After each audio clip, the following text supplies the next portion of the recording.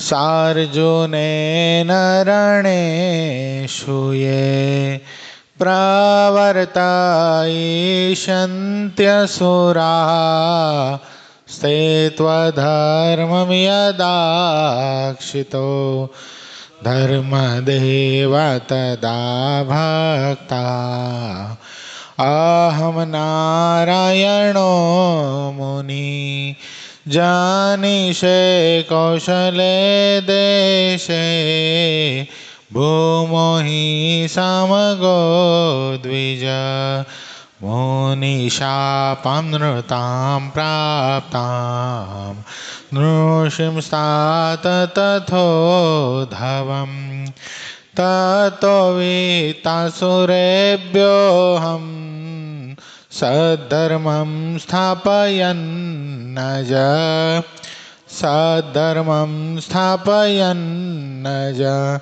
ओम अवतारिणे श्री स्वामीनारायणाय नमो नमः। श्री हरिकृष्णाय श्री घनश्यामाय श्री સહજાનંદ સ્વામીને નમો નમઃ। આપણા મંદિરમાં બિરાજી આપણને પોતાનું સૌ કોઈને પોતાના દર્શનનું અખંડ સુખ આપતા એવા આપણા સૌ કોઈના ઈષ્ટદેવ પ્રાણ પ્યારા મહાશ્રેય મૂર્તિ સંકલ્પ સિદ્ધ શ્રી સ્વામિનારાયણ ભગવાન આપણા ઉપર જેમની અપાર કરુણા રેલી છે એવા આપણા સૌ કોઈના ગુરુ શ્રી પ્રાતસ્મરણીય પરમ વંદનીય મહામુક્તરાજ પરમ પૂજ્યપાદ સદગુરુ સ્વામી નિત્ય સ્વરૂપદાસજી સ્વામી, આપણા મંદિરના મહંત સ્વામી પૂજ્યપાદ હરિચરણદાસજી સ્વામી, આપણા મંદિરના કોઠારી પૂજ્ય પાર્ષદવરી હરેશ ભગત, પૂજ્ય પરમસુખ સ્વામી, પૂજ્ય રામાનુજ સ્વામી, પૂજ્ય તરુણ સાગર સ્વામી, પૂજ્ય ધર્મજીવન સ્વામી, પૂજ્ય વિદેહી ભગત આદિ તમામ સંતો પાર્ષદોના શ્રી ચરણોમાં માનસિક સાષ્ટાંગ દંડવત પ્રણામની સાથે વાલા બધા જ ભક્તોને હૃદયપૂર્વક જય સ્વામિનારાયણ। બહુ સરસ આપણે લોયાનું ત્રીજું વચનામૃત અગાધ છે, અગાધ એના ચરિત્રો અગાધ છે, એમાં લખેલા નામો એનો મહિમા અગાધ છે, એને આપણે પ્રયાસ કરીએ છીએ વાંચવાનો। સંવંત 1877ના કારતકવદી 13ને દિવસ શ્રીજી મહારાજ ગામ શ્રી લોયા મધ્યે સુરાખાચરના દરબારમાં રાત્રિને સમય ઢોલિયા ઉપર વિરાજમાન હતા। ધોળી છીટની ડગલી પહેરી હતી તથા રૂનો ભરેલો ધોળો સુરવાળ પહેર્યો હતો અને મસ્તક ઉપર ધોળો ફેટો બાંધ્યો હતો તથા ધોળી પછડી ઓઢી હતી ને પોતાના મુખારવિંદની આગળ મુનિ તથા દેશ દેશના સત્સંગીની સભા ભરાઈને બેઠી હતી। તે સમયને વિશે શ્રીજી મહારાજને ભગવદાનંદ સ્વામી તથા શિવાનંદ સ્વામીએ પ્રશ્ન પૂછ્યો છે, ભગવાન તથા સંત તેનો જેને મહાત્મા સહિત નિશ્ચય હોય તેના શા લક્ષણ છે? પછી શ્રીજી મહારાજ બોલ્યા છે, જેને ભગવાનનો અને સંતનો મહાત્મા જ્ઞાને સહિત નિશ્ચય હોય તેથી ભગવાનને અર્થે અને સંતને અર્થે શું ન થાય? એને અર્થે કુટુંબનો ત્યાગ કરે, લોકલાજનો ત્યાગ કરે, રાજ્યનો ત્યાગ કરે, સુખનો ત્યાગ કરે, ધનનો ત્યાગ કરે, સ્ત્રીનો ત્યાગ કરે અને સ્ત્રી હોય તે પુરુષનો ત્યાગ કરે। એમ કહીને પછી આ સર્વે હરિભક્તની વાર્તા એકબીજા કેડે કરી। તે ગામ ડડુસરના રજપૂત ગલુજી, ધરમપુરવાળા કુશળ કુંવરબાઈ તથા પર્વતભાઈ તથા રાજબાઈ તથા જીવુબાઈ તથા લાડુબાઈ તથા મોટા રામબાઈ તથા દાદા ખાચર તથા માચો ભક્ત તથા મૂળજી બ્રહ્મચારી તથા ભુજવાળા લાધીબાઈ ને માતાજી તથા મુક્તાનંદ સ્વામી। ગઈકાલે આપણે મુક્તાનંદ સ્વામીની વાત ક્યાં સુધી જોઈ હતી? દીક્ષા આપી હતી। વિક્રમ સંવત 1845 મહાશુદ્ધ પાંચમ એટલે વસંત પંચમીના દિવસે સદગુરુવર્ય રામાનંદ સ્વામીએ ઉદ્ધવ સંપ્રદાયની દીક્ષા મુક્તાનંદ સ્વામીને આપી અને મુકુંદાસનું નામ પાડ્યું મુક્તાનંદ। લોજના આશ્રમમાં સદગુરુવર્ય રામાનંદ સ્વામીએ મુક્તાનંદ સ્વામીને મુખ્ય કરેલા અને એ વખતે રામાનંદ સ્વામી પાસે 60 શિષ્યો હતા। એમાં સૌથી વડીલ એટલે ભલે ઉંમરમાં કદાચ નાના હશે, દીક્ષાએ પણ નાના હશે, પણ મુખ્ય કોને કરેલા? મુક્તાનંદ સ્વામીને। મુક્તાનંદ સ્વામીનું જીવન એટલું બધું પવિત્ર હતું કે રઘુનાથ દાસને પણ મુક્તાનંદ સ્વામી પ્રત્યે દિવ્ય ભાવ હતો। રઘુનાથ દાસને વાંધો નીલકંઠ વર્ણીની સાથે હતો, મુક્તાનંદ સ્વામી સાથે નહોતો। મુક્તાનંદ સ્વામીને જો કદાચ રામાનંદ સ્વામીએ પોતાના ગાદીપતિ બનાવ્યા હોત ને તો રઘુનાથ દાસને કોઈ વાંધો પણ નહોતો। એણે કીધું પણ હતું કે હું મારા જેવો જ્ઞાનવૃદ્ધ વયોવૃદ્ધ હોવા છતાંય પણ આ નાના એવા વર્ણીને ગુરુદેવ કેમ ગાદી આપે છે? સ્વામી કદાચ તમને એક વખત ગાદી આપી હોત ને તો હું કાંઈ બોલત નહીં, ચલાવી લેત, પણ આ શું કે આપણે બધા બેઠા છીએ ને આ નાના એવા વર્ણીને જેના મોઢામાં દૂધ ગંધાય કંઈ ખબર નથી પડતી એને ગાદી સોંપી દીધી। તે વખતે મુક્તાનંદ સ્વામી બહુ સરસ વાત કીધેલી એને। મુક્તાનંદ સ્વામીએ કીધું હતું કે ગુરુદેવને ખબર હોય કે ભવિષ્યમાં આ ગાદીનો અધિકારી કોણ છે અને આપણા બધાનું સારું કોણ કરી શકે, એટલા માટે ગુરુદેવ આ નીલકંઠ વર્ણીને ગાદી આપે છે. ત્યાં સુધી હજી મુક્તાનંદ સ્વામીને પણ ભગવાનપણાની પ્રતીતિ નહોતી ભગવાન નીલકંઠ પ્રત્યે, પણ રઘુનાથ દાસને સમજાવવાનો બહુ પ્રયત્ન કરેલો મુક્તાનંદ સ્વામી, પણ માન્યા નહીં. એટલે પછી તો 11 વર્ષ સુધી ગામડે ફર્યા છે. ભગવાન શ્રીહરિ નહોતા મળ્યા એની પહેલા ઉદ્ધવ સંપ્રદાયના પ્રચાર અર્થે સદગુરુ મુક્તાનંદ સ્વામી ગામડે ગામડે ફરી અને રામાનંદ સ્વામીને સંદેશ પાથરતા. એક વખત સમય જતા સ્વામી ભુજ પધારેલા. ભુજ પધાર્યા ત્યાં સુંદરજી સુતાર અને હીરજી સુતાર, હજી સત્સંગ જ નહીં હો, ભુજમાં સત્સંગનો શ્રી ગણેશ નહોતો થયો. મુક્તાનંદ સ્વામી આદિક સંતો ભણવા આવેલા ભુજમાં, અને તે વખતે ભુજની સંસ્કૃત પાઠશાળા ભુજના મહારાજાએ, મહારાવ જેને કહેવાય કચ્છના, એણે બનાવેલી. દૂર દેશાંતરથી પણ સંતો, બટુક બ્રાહ્મણો આ બધા આ પાઠશાળામાં ભણવા માટે આવતા. હવે સંતો ભિક્ષા કરે પણ રાત્રિ રોકાણ માટે કોઈ વ્યવસ્થા હતી નહીં. ક્યાં જવું, શું કરવું? એમાં હીરજી સુતારના માતોશ્રી પાસે રોજ સંતો ભિક્ષા માંગવા માટે જાય. તે વખતે હીરજી સુતારના માતોશ્રીએ મુક્તાનંદ સ્વામીને એમ કીધું. તે વખતે સંતો અને સ્ત્રી ભક્ત, કારણ કે મહારાજ જે આવ્યા નહોતા એટલે વાત કરવાનું મનાઈ નહોતી. એટલે હીરજી સુતારના અને સુંદરજી સુતારના માતોશ્રીએ મુક્તાનંદ સ્વામીને પ્રશ્ન કર્યો કે સંતો રોજ ખીચડીનું, હું તમને ભિક્ષા આપું છું, ખીચડી જમો છો તો કોક દી ઘરે આવો, વ્યવસ્થિત થાળ કરીને તમને જમાડું. મુક્તાનંદ સ્વામીને લાગ્યું કે માજી બહુ ભાવિક છે, હાલો આપણે જઈએ. તે ભિક્ષા આપી, પવિત્ર સીધું આપ્યું. સીધામાંથી સંતોએ રસોઈ બનાવી. પવિત્ર જીવન જોઈ અને આ હીરજી સુતારના માતોશ્રીને એમ થયું કે આ સંતો બહુ સારા છે. પૂછ્યું, સંતો બીજી કંઈક જરૂર છે? તે વખતે સંતોએ કીધું છે કે અમે અહીંયા ભણવા માટે આવ્યા છીએ, પાઠશાળામાં ભણવાનું થઈ જાય છે, તમારે જેવા ભાવિક માજી ભિક્ષા આપી દે છે, પણ રહેવાની કોઈ વ્યવસ્થા નથી. ઓથાર વગર ક્યારેક ઝાડવા નીચે પડ્યા રહીએ, ક્યાંક હમીર સરોવરની રેતીમાં પડ્યા રહીએ છીએ, શું કરીએ એમ. ત્યારે આ હીરજી સુતારના માતોશ્રીએ કીધું કે મારા દીકરા સુંદરજી ને હીરજી, આ સુંદરજી સુતાર છે એ આ ભુજના દિવાન છે, અને એ ઘરે આવે એટલે હું રજા લઉં છું. સામેની જે ફરજો, ગાય ભેંસનો ફરજા બાંધવાની જગ્યા છે ને એ ખાલી પડેલી છે, ઓરડો ખાલી પડેલો છે, જો એ હા પાડે તો તમને રહેવા દઉં. સ્વામી કે અમને ફરજો હોય ચાલશે. હીરજી સુતાર આવ્યા અને માએ વાત કરી કે સાધુ બહુ ભલા છે, આ ફરજામાં રહેવા દે તો આપણને કાંઈ વાંધો? હીરજી સુતાર કે માં એ ફરજામાં રહેવા ન દેવાય, ફરજામાં ભૂત થાય છે, આ સાધુને જાનથી મારી નાખશે. તે બીજે દી મુક્તાનંદ સ્વામી ભિક્ષા માંગવા માટે આવ્યા. તેના માતોશ્રીએ કીધું હીરજી સુતારના કે સંતો તમને રહેવા માટે આ ફરજો હું આપવાની હતી, પણ મને ખબર નહોતી આ ફરજામાં ભૂત થાય છે. તમારા ગાય જેવા સંતોને અહીંયા મારે ઉતારો અપાય નહીં, તમને કાંઈ થઈ જાય તો અમને દોષ લાગે. મુક્તાનંદ સ્વામી કે ભૂત સાથે અમારે બહુ બને, અમારે પહેલાનો પનારો છે કે અમને વાંધો નથી.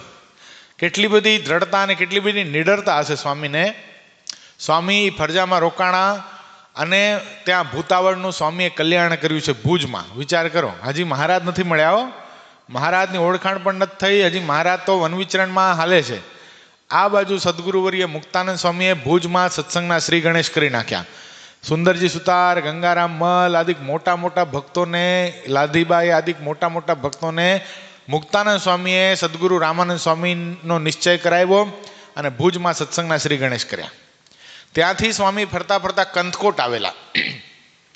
કંથકોટના રાજા જાલમસિંહ, એના દીકરી રામબાઈ, હવે એના ઉપર એ બહુ સ્વરૂપાન હતા, એટલે એના ઉપર એક મુગલ બાદશાહની દ્રષ્ટિ પડી. એટલે મુગલ બાદશાહ પરાણે સિંધ દેશનો રાજા હતો, સિંધનો, પાકિસ્તાનનો. હવે એ પરાણે એને લગ્ન કરીને સિંધ લઈ ગયેલો, પણ રામબાઈ તો બહુ મહાન સતી હતા. એટલે રામબાઈએ પેલા સિંધ દેશના રાજાને કહી દીધું, મુસ્લિમ રાજાને, તું મને જો સ્પર્શ કરવા આવીશ તો હું જીભ કરડીને મરી જઈશ, પણ હું મારા શરીરનો સ્પર્શ કરવા માટે તને દઈશ નહીં. એટલે ઓલાના મનમાં એમ થઈ ગયું, જવા દે ને, કાંઈ વાંધો નહીં, હવે લઈ આવ્યો છું તો ભલે પડી રહે. સમય જતા એ સિંધ દેશના રાજાનું મૃત્યુ થયું. એટલે રામબાઈએ એનો જે કુંવર હતો, એનો જે રાજાનો છોકરો હતો, દીકરો હતો મુસ્લિમ, એને વાત કરી કે હવે મને અહીંયા રહેવું નથી, મને મારા પિતાના ઘરે કંથકોટ તું મૂકી આવ. ઓલા ના પડી કે તમે મારી મા સમાન છો, અહીંયા જ રહ્યો. પણ તોય બહુ હટ કરી એટલે રામબાઈ પોતાના ઘરે આવતા રહ્યા કંથકોટ. હવે કંથકોટ આવ્યા તો બધા લોકો મેણું મારવા લાગ્યા કે આ તો સિંધથી આવી છે ને મુસ્લિમ રાજાએ સ્પર્શ કરી હશે ને આ તો વટલાઈ ગયેલી છે ને આને આપણા ગામમાં રાખીએ તો આપણને અપશુકન થાય ને હવે તો વિધવા થઈ છે ને બહુ બધા મેણા મારતા હતા. એટલે રામબાઈના મનમાં એમ થયું કે મારે હવે જીવન ટૂંકાવી નાખવું છે. તે એની બેનપણીએ કીધું કે શું કરે છે, હાલ આજે એક બહુ મોટા સંત આપણા ગામની અંદર આવેલા છે જેનું નામ છે મુક્તાનંદ સ્વામી, હાલ આપણે એના દર્શન કરવા જઈએ. રામબાઈએ ઝેરનો કટોરો ઘોળી રાખ્યો હતો. પીવા માટે જ્યાં તૈયાર થાય ત્યાં એની બેનપણી આવી. રામબાઈના મનમાં એમ થઈ ગયું કે છેલ્લે જવું તો છે, એની પહેલાં એક ભગવાનના સંતના દર્શન કરતી જાઉં. અને બરાબર રામબાઈ આ સભામાં આવ્યા. સદગુરુ મુક્તાનંદ સ્વામી કથા કરતા હતા. કથા કરતા કરતા સદગુરુ મુક્તાનંદ સ્વામી આ કીર્તન બોલ્યા, હરિ બિન કોઈ ન તેરા સમજ નર, હરિ બિન કોઈ ન તેરા રે હો જી. આગળ બહુ સરસ એ જે કીર્તન, કારણ કે કીર્તન ગાવા જઈશ તો ઘણા બધા ચરિત્ર છે. એ જે કીર્તનના એક શબ્દને રામબાઈને મળતા અટકાવી દીધી. મનુષ્ય દેહ દયા કરી દીનો, તાકે ચેત સવેરા રે હો જી. મનુષ્ય દેહ દયા કરી દીનો, આ મનુષ્ય દેહ બહુ દયા કરીને પરમાત્માએ આપ્યો છે. આમાં પરમાત્માનું ભજન કરાય અને વેડફી નખાય નહીં. મુક્તાનંદ કહે મહાસુખ પામે, મુક્તાનંદ કહે હા હા મહાસુખ પામે, પાર કરો ભવ ફેરા સમજ નર, હરિ બિન કોઈ ન તેરા રે હો જી. રામબાઈના મનમાં થઈ ગયું કે આ સ્વામી જે વાત કરે છે એ સાચી છે. આ મનુષ્ય દેહ આમ વેડફી નખાય નહીં. કદાચ દુનિયા મેણું મારશે તો એ સહન કરીશ, પણ હવે મારે જીવન ટૂંકાવું નથી. આ દેહ કરીને હવે મારે ભગવાન ભજી લેવા છે ને ભગવાનનું થઈ જવું છે. આમ નક્કી કરી અને રામબાઈ જ્યાં ઘરે ગયા, મુક્તાનંદ સ્વામીના વચનથી દેહ ટૂંકાવાનો સંકલ્પ પાછો વાળી લીધો અને ચમત્કાર સર્જાણો. પેલા સિંધ દેશના રાજાના રાજકુંવરને મનમાં નક્કી થયું કે મારી મા સતી રાણી હતી, એ ઘરે જતી રહી છે, પણ કાયદેસર એ મહારાણી હતી, બેગમ હતી મારા પિતાની, એટલે કાયદેસર મારી સંપત્તિનો અડધો ભાગ મારે એને અર્પણ કરવો જોઈએ. એટલે ઘણો બધો રસાલો, આખો હાથી ઘોડા એના ઉપર ઘણી બધું સંપત્તિ લાદીને પોતે પોતાની આજે સોતેલી માં હતી એને આપવા માટે આવ્યો. ગામના લોકો તો આભા બની ગયા, આટલી બધી સંપત્તિ. અને જ્યાં પૈસા આવે ને લક્ષ્મી હોય ત્યાં બધા વંદન કરે. એટલે રામબાઈને સંપત્તિ પ્રાપ્ત થઈ એટલે જે લોકો એને કુલટા કહેતા હતા, એને લોકો મુસલમાનની સ્ત્રી કહેતા હતા, બધા શું કહેવા માંડ્યા? રાજમાતા કહેવા માંડ્યા. આ મુક્તાનંદ સ્વામીનો આવો પ્રતાપ હતો. મુક્તાનંદ સ્વામી માટે ભગવાન સ્વામિનારાયણ એવું લખ્યું શાસ્ત્રની અંદર હરિચરિત્રામૃત સાગરમાં કે મુક્તાનંદ સ્વામી જેવા સાધુ હોય, સભાની અંદર વાત કરતા હોય, 1000 લોકો બેઠા હોય, કેટલા? એક બે નહીં, 1000 લોકો બેઠા હોય, ક્રમશઃ બધાના પ્રશ્નનો ઉત્તર સ્વામી આપતા જાય. એવું તો સ્વામીમાં અંતર્યામીપણું હતું. આવા મહાન સંત હતા. સમય જતા ભગવાન શ્રી હરિ સત્સંગમાં આવ્યા. એ તો પ્રસિદ્ધ પ્રસંગ છે. લોજની અંદર શુકાનંદ સ્વામીને પહેલી વાર મહારાજે મળ્યા. વિક્રમ સંવત 1856 શ્રાવણ વદ 6ના દિવસે ભગવાન નીલકંઠ લોજની વાવ ઉપર આવ્યા. શુકાનંદ સ્વામીએ બહુ વિનંતી કરી અને મહારાજને લોજના આશ્રમમાં તેડી ગયા. આશ્રમમાં તેડી ગયા. પ્રથમ મેળાપ મુક્તાનંદ સ્વામીની સાથે થયો. જીવ, ઈશ્વર, માયા, બ્રહ્મ અને પરબ્રહ્મના સ્વરૂપ, આ વાત સત્સંગી જીવન અંદર જાણીતી છે. પછી તો મુક્તાનંદ સ્વામીની સાથે નીલકંઠ વર્ણીને એટલી બધી આત્મબુદ્ધિ થઈ કે મુક્તાનંદ સ્વામીના વચનને 7 વર્ષ જૂની જટા ભગવાન નીલકંઠે ઉતરાવી. કોપીન ધારણ કરતા હતા, કોપીન ઉતરાવી. ધોતી ખેસ પહેરવા લાગ્યા ભગવાન શ્રી હરિ. એટલું જ નહીં, નીલકંઠ વર્ણીના જીવનની અંદર એ દેખાણું કે એક સદગુરુ પ્રાપ્ત થાય તો સદગુરુની સાથે કેવું વર્તન કરવું જોઈએ, એવું ભગવાન નીલકંઠે સદગુરુ મુક્તાનંદ સ્વામીની સાથે વર્તન કર્યું છે. મુક્તાનંદ સ્વામીએ ભગવાન નીલકંઠનું નામ સરજુદાસ પાડ્યું. સરજુદાસ છાણ વીણવા જાય, ચીભડા લેવા જાય, આદિ ઘણી બધી લોજની લીલાઓ છે. પછી તો સરજુદાસને ભગવાન પોતે મુક્તાનંદ સ્વામીના કહેવાથી રામાનંદ સ્વામીનો એટલો બધો મહિમા સમજાણો કે રામાનંદ સ્વામીને મળવા માટે પોતે આતુર થયા. બહુ આતુર થયેલા જ્યારે સરજુદાસ એટલે ભગવાન નીલકંઠ બહુ તલપાપડ થઈ ગયા ત્યારે મુક્તાનંદ સ્વામીએ ભગવાન નીલકંઠને કીધું કે તમે ગુરુદેવને પત્ર લખો. ભુજમાં બિરાજતા ગુરુદેવને ભગવાન નીલકંઠે પત્ર લખ્યો છે અને સાથે મુક્તાનંદ સ્વામીએ પણ પત્ર લખ્યો છે. એમાં પત્રમાં સ્પષ્ટ લખ્યું કે સાક્ષાત ઉદ્ધવજીના અવતાર સદગુરુવરી રામાનંદ સ્વામીના ચરણોમાં અમારા કોટી કોટી વંદન હોજો. જજ જણાવવાનું કે અત્યારે એક વર્ણી આવ્યા છે, બહુ પ્રતાપી છે, અષ્ટાંગ યોગ સિદ્ધ કરેલો છે અને બધાને એટલી બધી પ્રતીતિ થઈ ગઈ છે એમને વિશે કે જાણે અમને તો એમ થાય છે કે આપ જ બીજું સ્વરૂપ ધારણ કરીને અમારી પરીક્ષા કરવા પધાર્યા હો. પણ વર્ણીને આપના દર્શન કરવાની તીવ્ર અભિલાષા છે, માટે હે ગુરુદેવ તરત જ આપ આ વર્ણીને દર્શન આપો. પણ વળતો રામાનંદ સ્વામીએ પત્ર લખ્યો કે અમે અત્યારે નહીં આવીએ, સમય જતાં અમે તમને બોલાવશું. પણ અત્યારે નીલકંઠને માલુમ થાય કે થાંભલાને બાદ ભીડીને રહેવું પડે એમ સત્સંગમાં થાંભલા સમાન આ મુક્તાનંદ સ્વામી છે.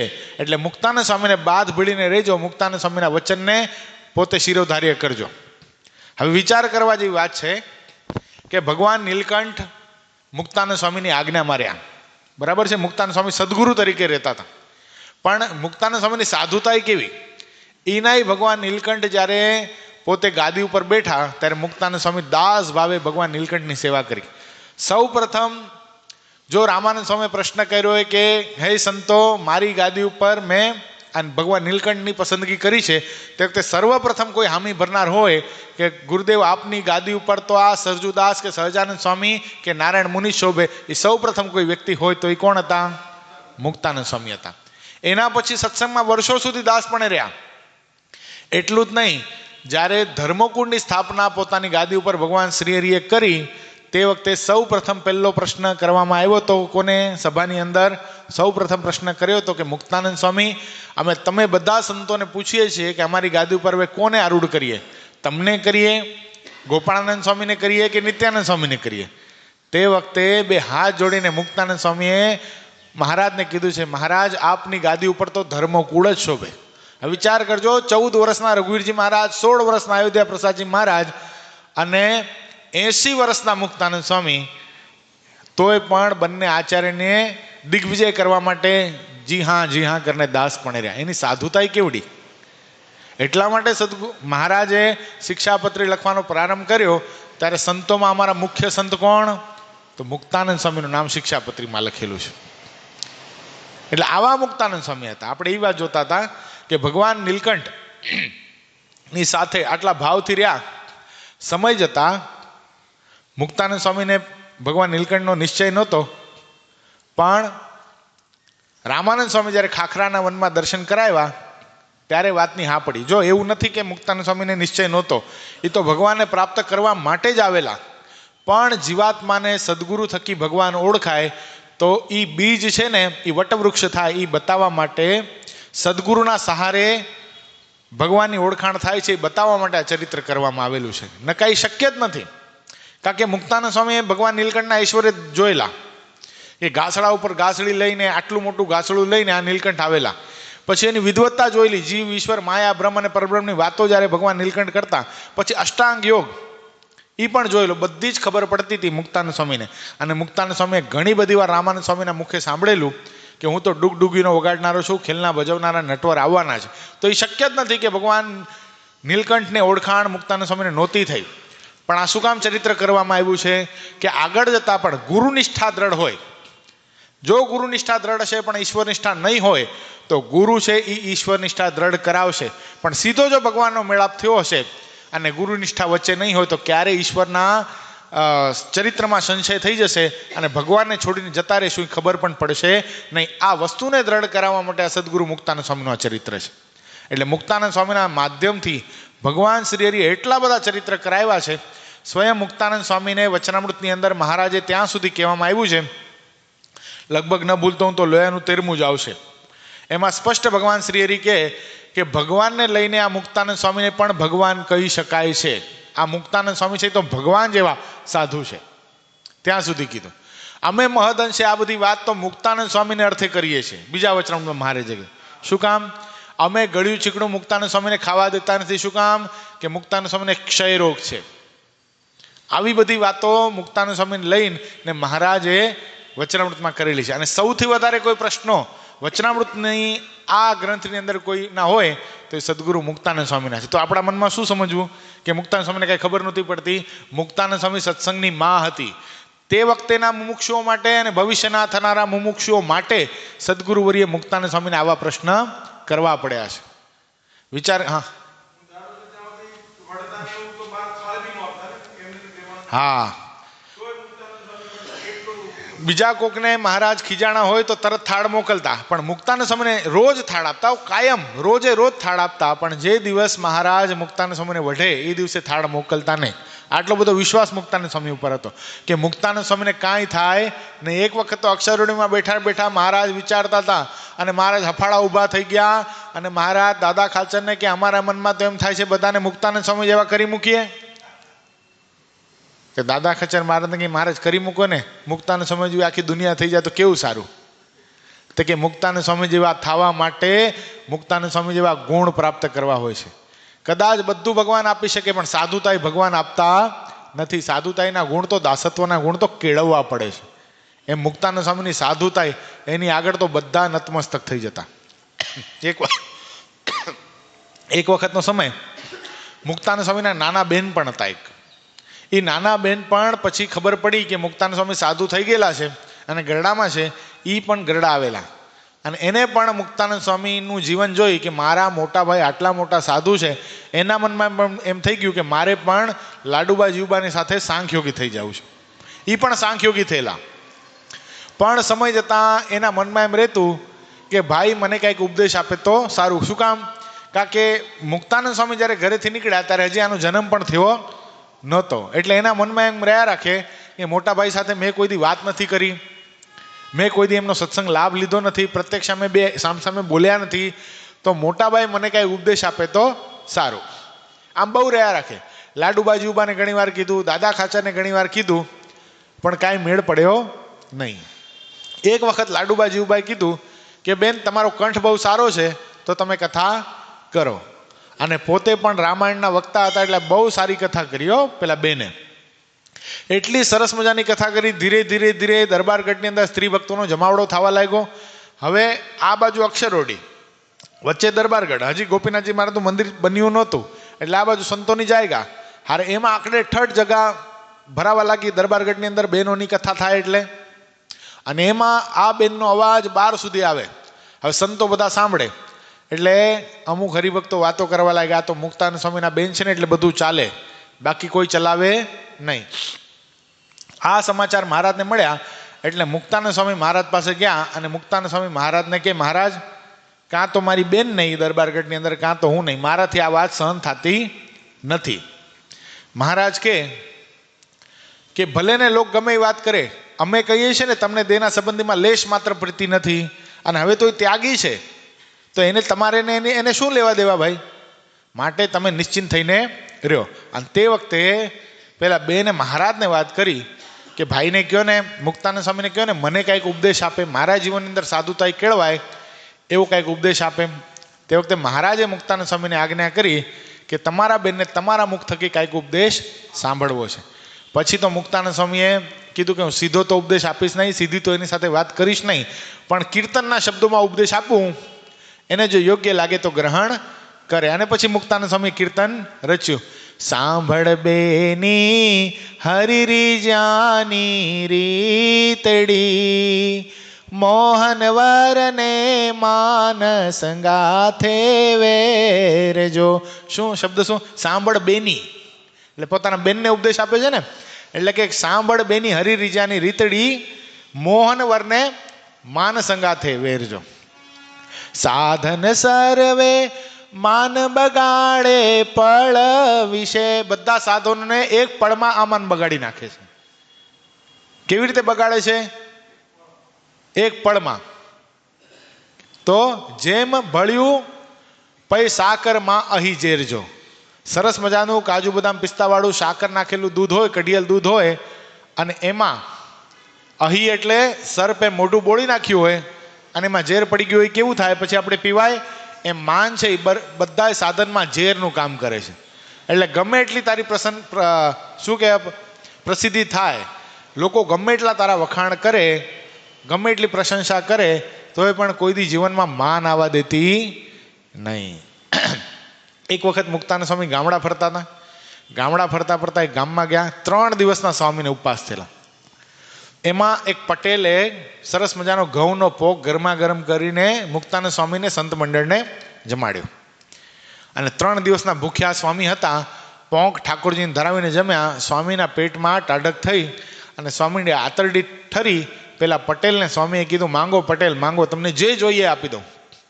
પેલા પટેલે હાસ્ય કહ્યું કે સાધુડાઓ, તમે અમારી પાસે કંઈક માંગો એ યોગ્ય ગણાય, અમે બાવાઓ પાસે માંગીએ કેવા લાગીએ? કે કાંઈ નથી જોઈતું, બોલો તમે શું આપશો? જે આપવું એ આપો. મુક્તાનંદ સ્વામી કે પટેલ, તો તમને આ લોકનું કાંઈ નથી જોઈતું, તમે બહુ સુખી છો, સંપન્ન છો, વાડી બેડી આદિ બહુ સરસ છે, તો અમે તમને અક્ષરધામ આપી, હાલો અક્ષરધામમાં લઈ જાઉં. કે અક્ષરધામ એટલે કે કલ્યાણ કરવાનું, આ લોકમાંથી જતા રહેવાનું. ઓલા પટેલ કે એમ નથી જવું મારે, કે હજી છોકરા પરણાવવાના બાકી છે.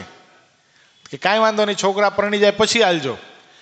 છોકરા પરણી ગયા એટલે મુક્તાનંદ સ્વામી પાછા આવ્યા, કાકે કોલ હતો, પાછા આવ્યા કે હાલો પટેલ ધામમાં લઈ જાઉં. એ કે નહીં હજી છોકરા થવાના બાકી છે.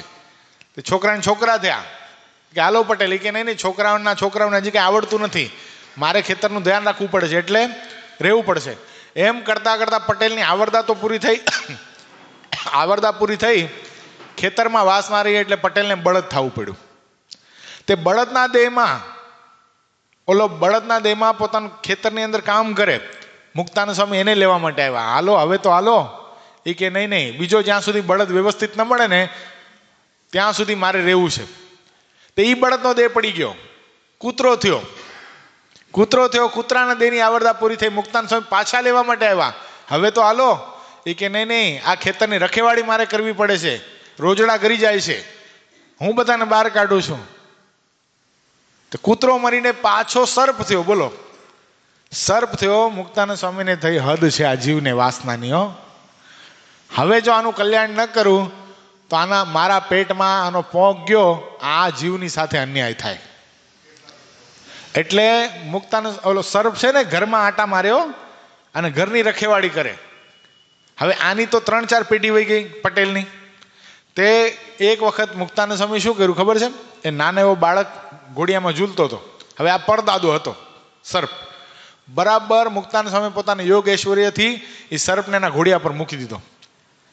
તે એની માએ ચીપીઓને હાંબેલું લઈને આ સર્પને અધમુઓ કરી અને ઉકરડામાં ઘા કરી દીધો.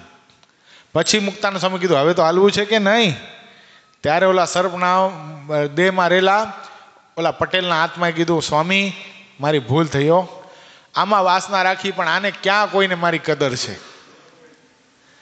પછી ધામમાં ગયા. એટલે મુક્તાનંદ સ્વામી આવા દયાળુ સાધુ હતા કે મુક્તાનંદ સ્વામીએ નક્કી કર્યું કે કોઈ જીવાત્માનું કલ્યાણ કરવું છે તો કરે પાર કરે.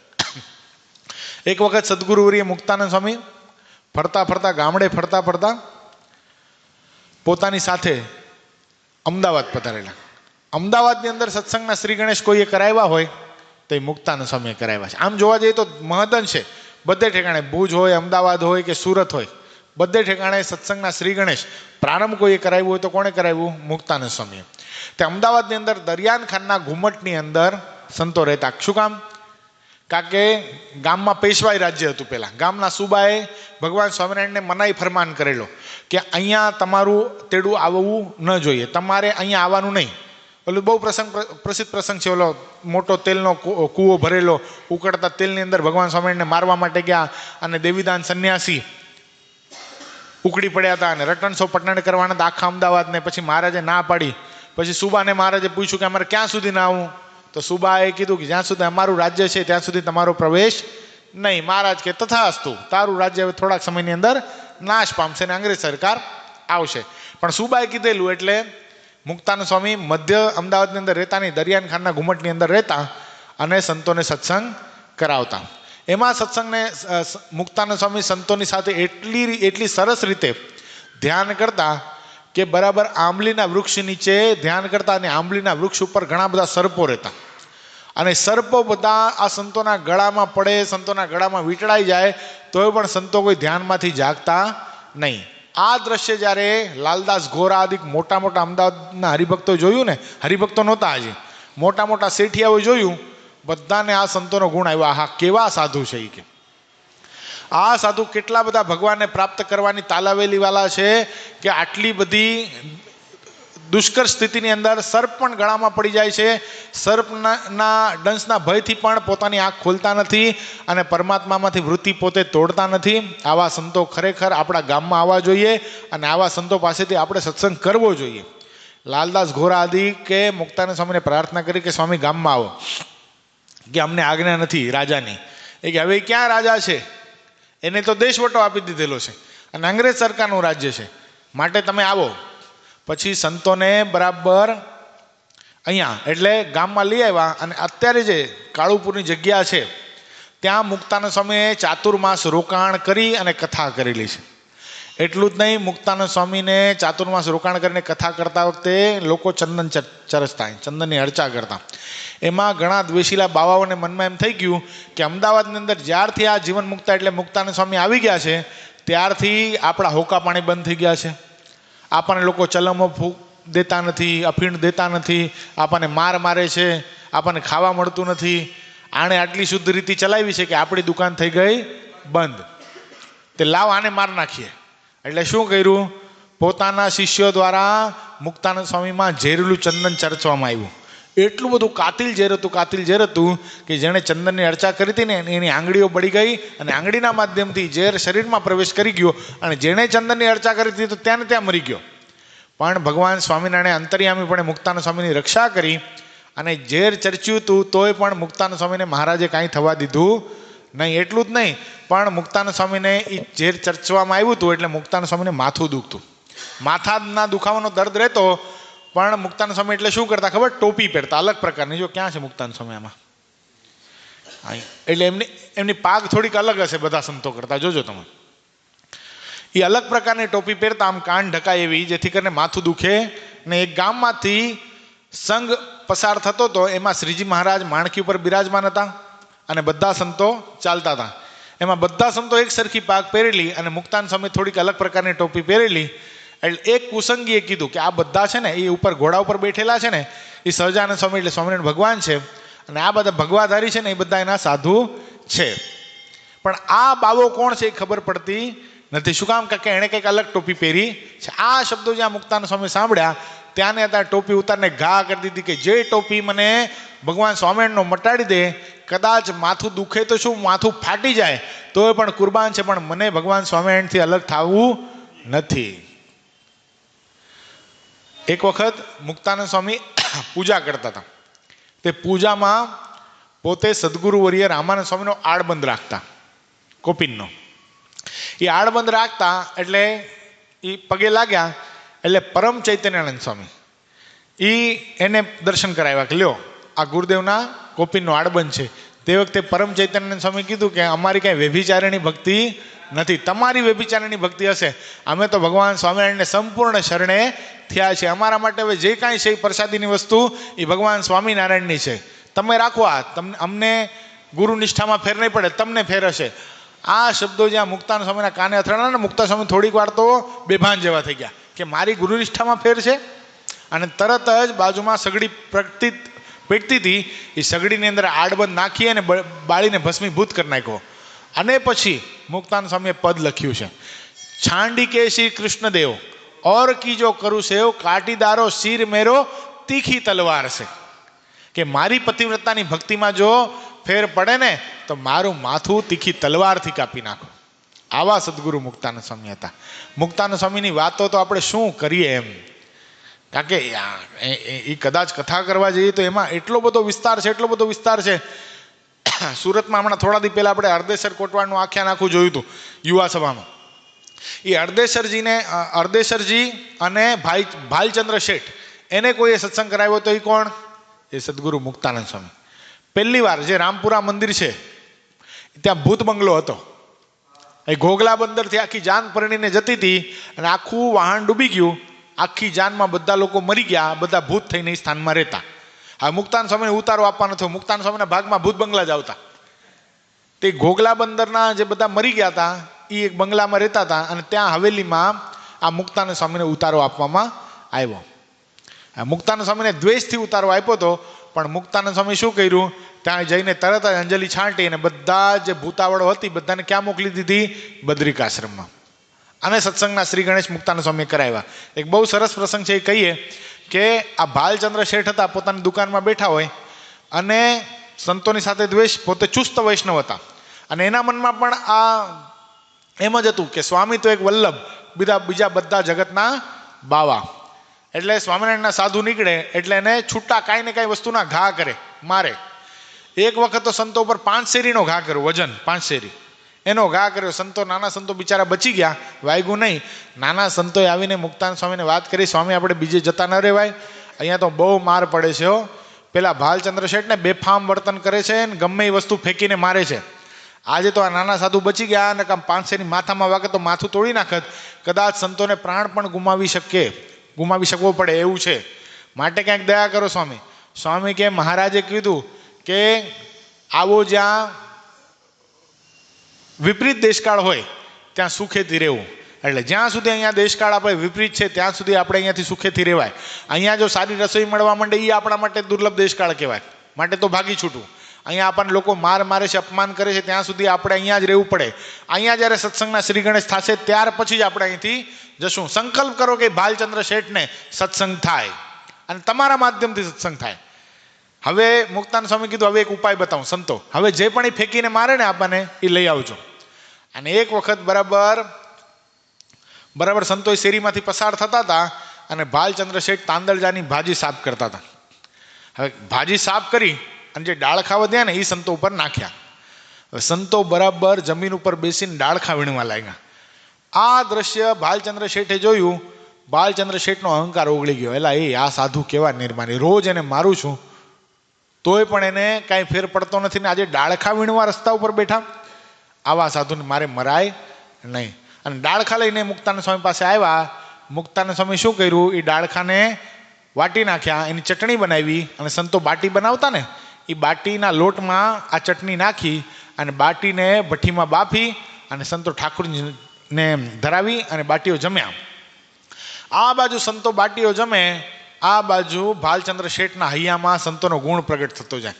આખી રાત ભાલચંદ્ર શેઠને ઊંઘ આવી નહીં, અને ભાલચંદ્ર શેઠના મનમાં એમ થઈ ગયું કે આ સાધુને મેં ડાળખા માર્યા, આટલી બધી વસ્તુઓ મારી, યોગ્ય ગણાય નહીં. મારે તો એમને લોટનું સીધું આપી અને એમને જમાડવા છે ને મારા પાપનું પ્રાયશ્ચિત કરવું છે. સવાર થયો ત્યાં ભાલચંદ્ર શેઠ લોટ લઈને સંતોની પાછળ દોડ્યા. સંતોના મનમાં કે આજે શું એ મારશે એટલે દોડે, પણ ભાલચંદ્ર શેઠ કે ઊભા રહ્યો, સંતો ઊભા રહ્યો, આજે મને તમને કાંઈ મારવું નથી, આ મારે સીધું આપવું છે. મુક્તાનંદ સ્વામીએ સીધું લીધું અને સીધું લઈ અને ભાલચંદ્ર શેઠના નામનું સીધું ભગવાન શ્રીને અર્પણ કરીને જ્યાં જમ્યા, ભાલચંદ્ર શેઠના મનમાં એમ થઈ ગયું કે હવે સંતોને પાકી રસોઈ આપવી છે. અને પાકી રસોઈ જ્યાં સીધું લઈને આવ્યા, મુક્તાનંદ સ્વામી કે એમ નહીં, સંતો ભાલચંદ્ર શેઠને કહો કે મારા દર્શન કરવા માટે અહીંયા આવે. અને ભાલચંદ્ર શેઠ મુક્તાનંદ સ્વામીના દર્શન કરવા માટે આવ્યા. મુક્તાનંદ સ્વામીએ ભાલચંદ્ર શેઠને કીધું રસોઈ તો લઈએ, તમે અમને તમારા ઘરે રસોઈ કરવા બોલાવો. અને ઘરે ગયા અને ઘરે રસોઈ કરી. રસોઈ જમ્યા પછી ભાલચંદ્ર શેઠે કીધું સંતો અહીંયા રહ્યો અને અહીંયા સત્સંગ કરાવો. તે વખતે ભાલચંદ્ર શેઠને સ્વામી કીધું અહીંયા રહીએ એક શરતે, તમે જો કંઠી ધારણ કરીને સત્સંગી થાવ તો અમે અહીંયા રહીએ. એમ કરીને સુરતમાં, અત્યારે સુરત સૌથી બહોળો સત્સંગ કહેવાય ને, સ્વામિનારાયણ સંપ્રદાયની રાજધાની કહેવાય સુરત, એમ જોવા જઈએ તો સત્સંગની દ્રષ્ટિએ.